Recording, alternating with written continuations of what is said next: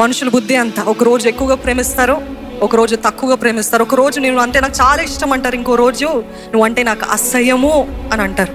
ఈరోజు మనుషులు ప్రేమ అలాంటిది, changing, for ever changing, for ever up, for ever down, for ever up, for ever down.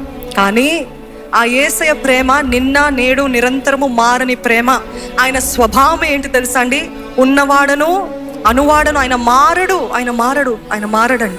దాన్ని బట్టి మనకి ఈరోజు అందుకే నేను నమ్మగలుగుతున్నాం దేవుణ్ణి. Why do you have faith in God? ఎందుకు నమ్ముతున్నామంటే ఆయన నిన్న ఎలాగున్నాడో ఈరోజు అలాగనే ఉంటాడు, ఈరోజు ఎలాగున్నాడో తర్వాత నిరంతరం అలాగనే ఉంటాడు. కాబట్టి నాకు ఫెయిత్ ఉంది, విశ్వాసం ఉంది, ఆ నమ్మకం ఉంది. నా దేవుడు నేను ఎంత పాపినైనా, నేను పాపిగా ఉన్నప్పుడు ఎలాగ ప్రేమించాడో ఈరోజు రక్షించబడి నీతిమంతుడిగా మారిన తర్వాత కూడా అలాగే ప్రేమిస్తాడు. అందరిని బట్టి ఆయనని స్తుతించాలండి. ఆయన మారని దేవుడు.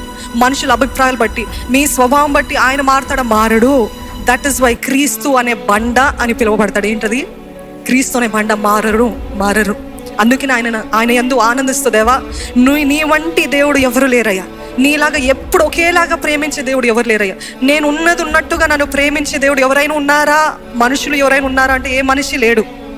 ప్రతి ఒక్కరూ ఏ తప్పులు పడదామా అని చూస్తుంటారు. కానీ మన దేవుడు ప్రతి నీచమైన స్వభావం అన్నీ తెలిసి కూడా మనల్ని ఉన్నది ఉన్నట్టుగా ప్రేమిస్తున్నాడు.